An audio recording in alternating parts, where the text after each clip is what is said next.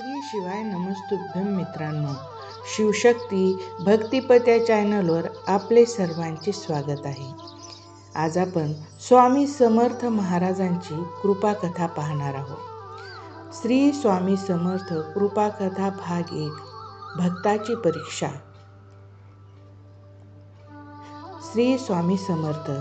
एका छोट्या गावात रामू नावाचा साधा गरीब पण भक्त माणूस राहत होता.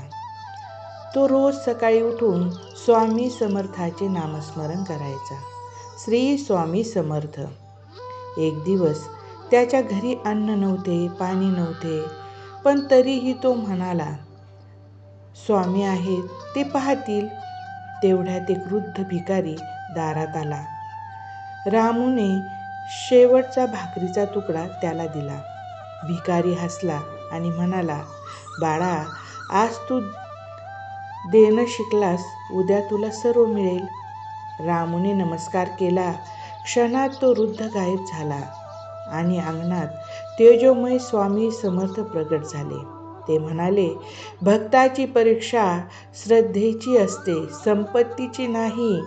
जे देतो त्यालाच मी 100 पट देतो.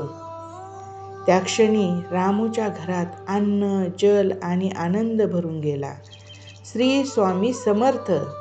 स्वामी समर्थ कृपा कधी आणि कशी मिळेल हे सांगता येत नाही, पण विश्वास ठेवा, स्वामी कधीही भक्ताला एकटं सोडत नाहीत. श्री स्वामी समर्थ.